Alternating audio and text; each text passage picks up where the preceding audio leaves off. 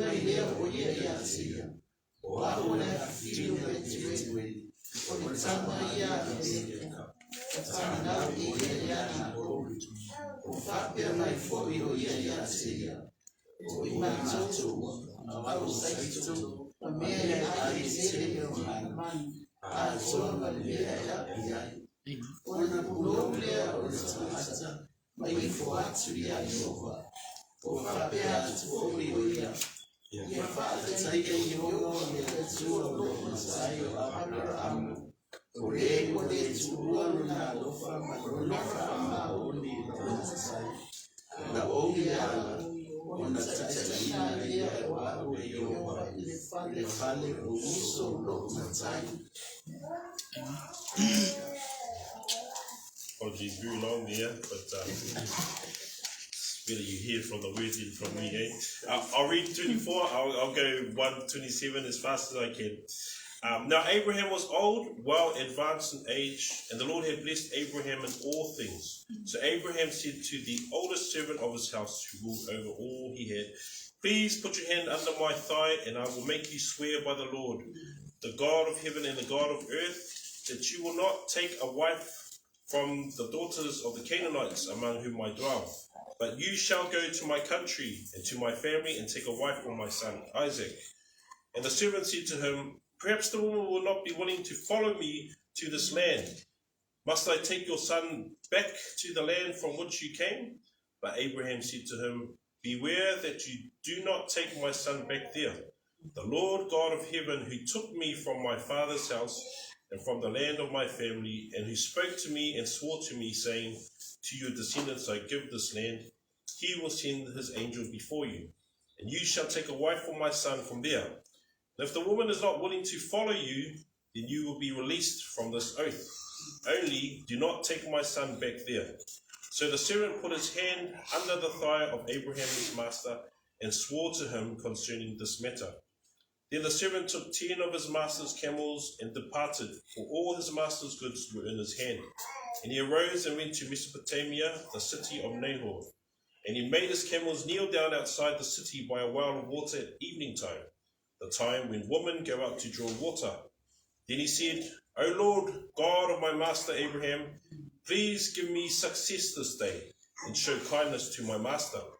Behold, here I stand by the well of water, and the daughters of the men of the city are coming up to draw water.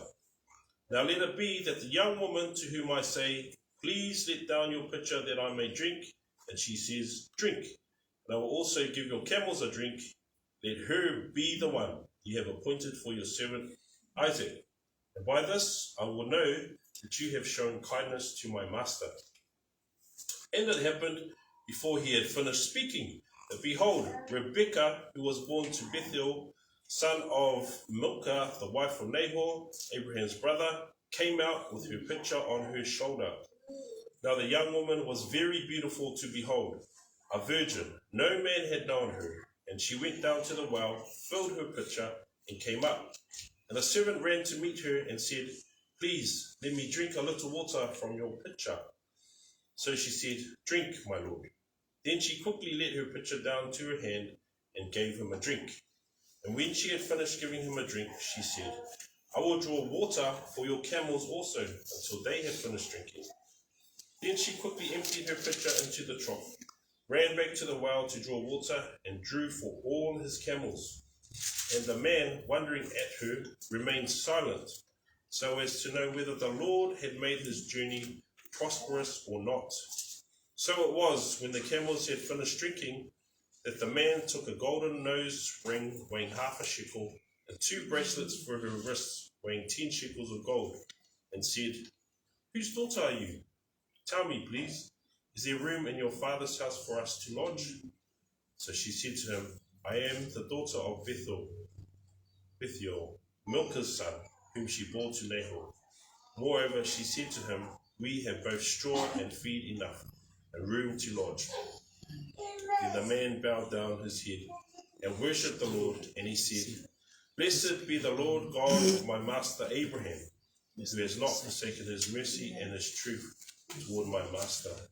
As for me, being on the way, the Lord led me to the house of my master's brethren. Amen.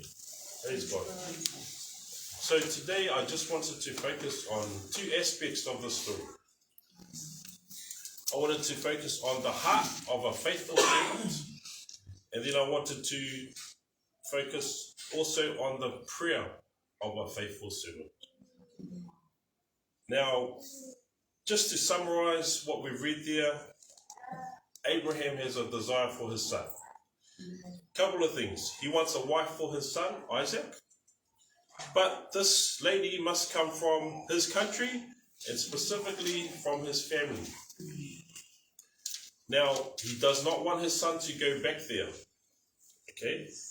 But for his servant, he will be released from the oath if the woman is not willing to return with him. So there's a few things there to take note of, a few conditions, and this is a very serious job. It's an oath that he must swear before God. Now, it talks about putting his hand under his thigh. Now, the idea there was that an oath that is serious and sacred, that's the custom of that day and of that culture. And it is connected to the covenant of circumcision, where the hand is placed where the circumcision is placed. So that's the seriousness of the task, to be sworn before God. Okay, so that's verses 1 to 9. Now, the first point, the heart of a faithful servant. We can see that this servant is careful and he wants clarity. We read that from Genesis 24, verse 5. And the servant said to him, Perhaps the woman will not be willing to follow me to this land. Must I take your son back to the land from which you came? So he's trying to work out the details of this mission. He's been commissioned to go and do this deed for his master. And he wants to make sure that he's going to get things right. So he's careful and he wants clarity. The heart of this faithful servant is also loyal. He wants to keep his oath, but he understands the conditions. So verses 8 and 9. And if the woman is not willing to follow you, then you will be released from this oath. Only do not take my son back there. So the servant put his hand under the thigh of Abraham his master and swore to him concerning this matter. So we have a faithful servant that is loyal, trustworthy. We also have a faithful servant that prays. Genesis 24:12. Then he said, O Lord God of my master Abraham, please give me success this day and show kindness to my master Abraham. I will talk a little bit more about that with regard to the selflessness of this servant's prayer. He is also patient. 24 verse 21. And the man, wondering at her, remained silent, so as to know whether the Lord had made his journey prosperous or not. We also have a servant that is God-fearing. He worships the Lord. Verse 26. Then the man bowed down his head and worshipped the Lord. And also we have a faithful servant who acknowledges God's guidance and his sovereignty. Verse 27. And he said, Blessed be the Lord God of my master Abraham, who has not forsaken his mercy and his truth towards my master. As for me being on the way, the Lord led me to the house of my master's brethren. So that's the first part I want to share. The heart of a faithful servant. He's careful, wants clarity, he's loyal, he prays, he is patient, he is God-fearing, and he acknowledges that it's God's sovereignty and guidance that allows him to fulfill his mission. Basically, this faithful servant loves his master. When you love someone, you will go all out to make sure what they want, you want to deliver for them.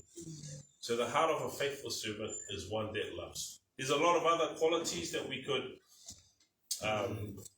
attribute to this man, the servant, who isn't named, but it's believed that the servant is Eliezer, who's talked about earlier in Genesis. So, the heart of a faithful servant, that is the heart that we should have for our Master, God. Okay? Now, I will look specifically at the prayer of a faithful servant. Okay, so, knowing this big mission, verse 12 says that all our prayers are directed to the Lord our God. Verse 12 says, Then he said, O Lord God of my master Abraham, please give me success this day. Okay, he is directing his prayers to the Lord God. Okay, and there is only one God. Okay, when he's not praying to Tane Mahuta, he's not praying to Tangaroa, Tawhiri Matia, he's praying to Lord God.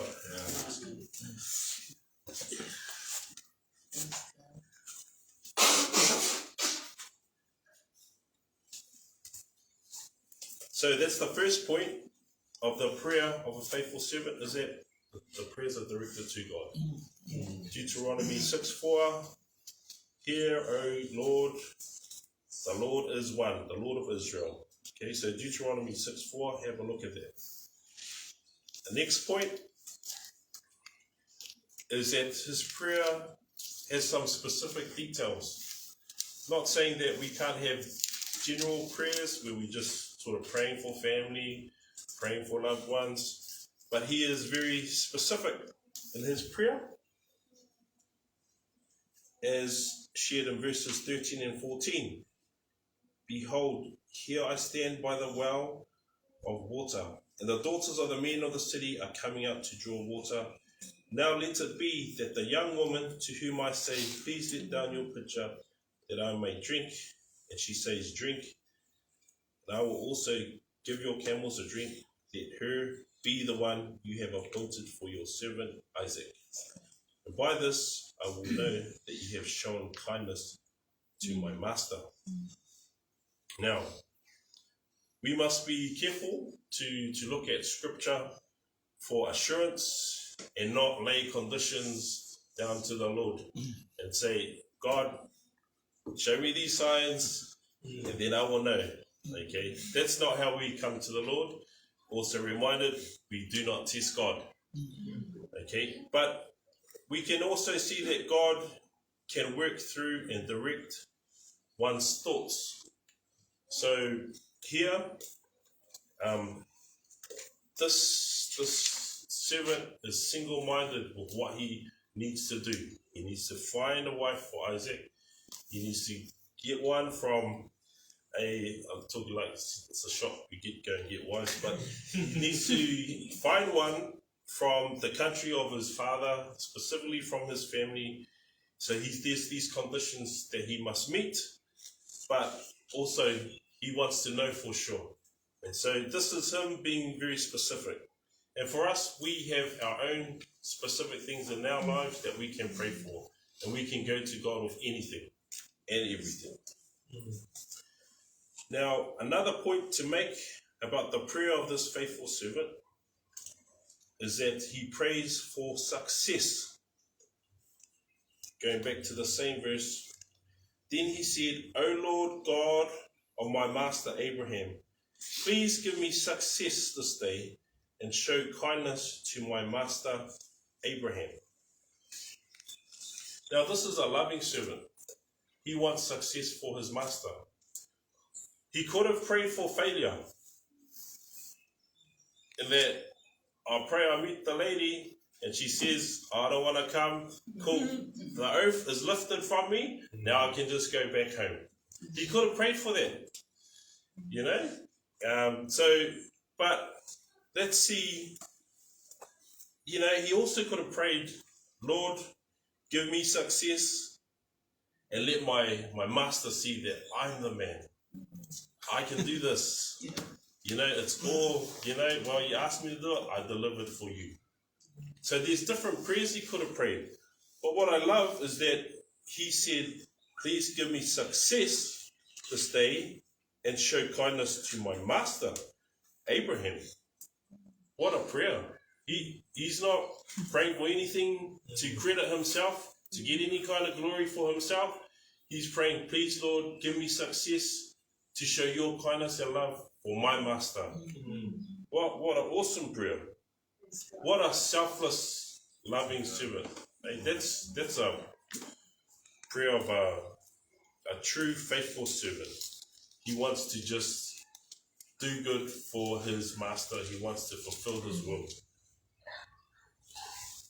You know, the lazy servant probably would have just said, we couldn't find boss, we couldn't find a girl, man. No, honestly, they came, but they didn't want to come with me.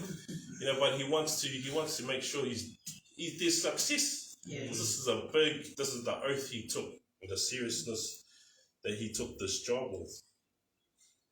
Now, the success criteria from Abraham was, I guess, lady from his country, specifically his family.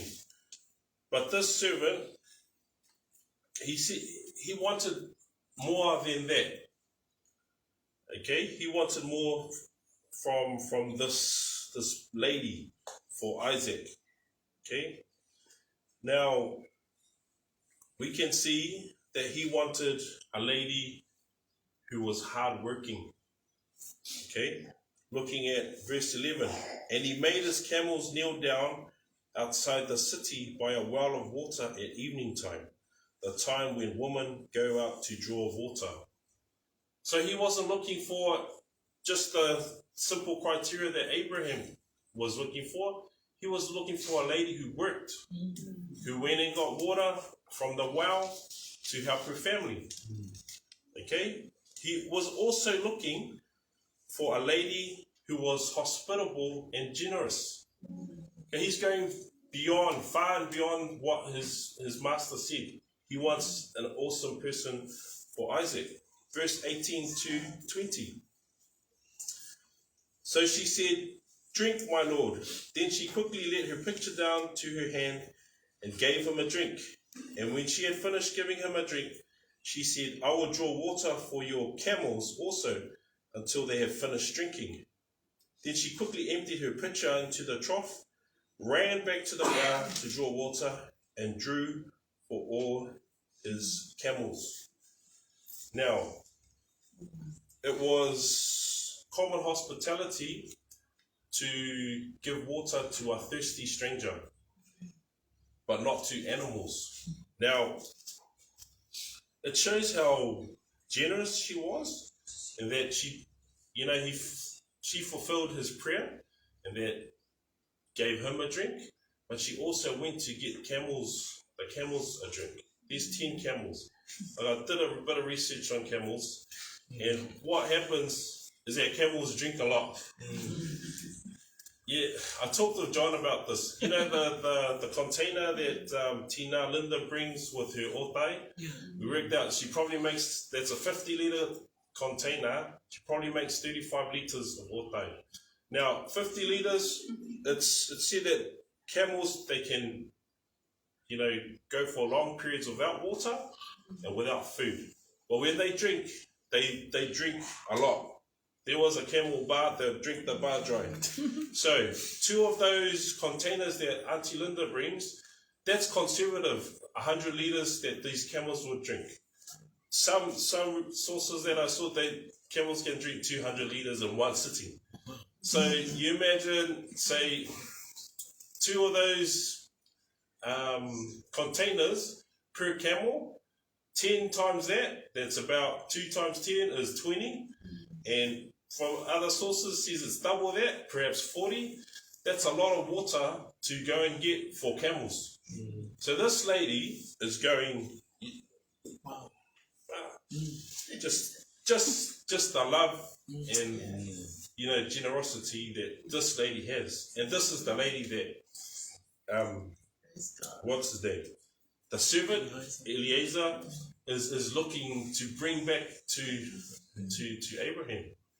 A good wife, the Proverbs 31 wife, one who is hardworking, hospitable, and generous. And the bonus is that she's beautiful and pure. Now the young woman, this is verse 16, now the young woman was very beautiful to behold, a virgin. No man had known her, and she went down to the well, filled her pitcher, and came up. So this is the prayer of a faithful servant wanting to really nail this job that he's been given, and he finds a good wife for Isaac. The servant also prays in faith. Verse 14, now let it be that the young woman to whom I say, please let down your pitcher that I might drink. She says, drink, and I will also give your camels a drink. Let her be the one you have appointed for your servant Isaac. And by this I will know that you have shown kindness to my master. So this is a servant who prays in faith and takes action. And also, when she seems to be the one that he's come for, he prays with thanksgiving, with a grateful heart. Genesis 24, verse 26. Then the man bowed down his head and worshipped the Lord. This is after she said who she was, which was Bethuel, Milcah's son, whom she bore to Nahor. So I think it's Abraham's brother's a connection there. And then she's got straw and feed enough and room to launch. So he's blessed and he's grateful. And so praying, this servant prays, directs his prayers to the Lord, our God. He's specific. He prays for success. He prays in faith. He takes action, and he prays with thanksgiving. So, praise God for this story. And it's there for you to read yourself some more. So, a few sort of take-home points is that our prayers are not always answered straight away. It says before he put his head up, he saw the lady come. So amen if that always happens with your prayers, that things happen before you say amen and God's already sorted it for you. But know that we need to be patient like He has been patient, and we need to pray and read the scripture to line up what our intentions and what our motives are there. Also, we don't have to be specific or some details. Verse 27, and he said, "Blessed be the Lord God of my master Abraham, who has not forsaken his mercy and his truth toward my master. As for me, being on the way, the Lord led me to the house of my master's brethren." So we need to be on the way. We don't know specifically all the time what the course of action will be, but if we're heading towards what the Lord guides us to do, then the Lord will lead us as we pray and take action. So today, please be encouraged to have the heart of a faithful servant. Heart of a faithful servant is one who loves the master and wants to just do his will and prays for success for him, you know, and then the success for him is success for us. Okay? And also we need to be encouraged to pray like the faithful servant. Pray in faith, pray for success in God's things, and we need to love the master. Our master is the Lord our God. So I'll ask Tamar to lead us in our time of prayer. And we will have our fellow believers praying for these items here for our focus on the Bible Church Ministries. Thank you.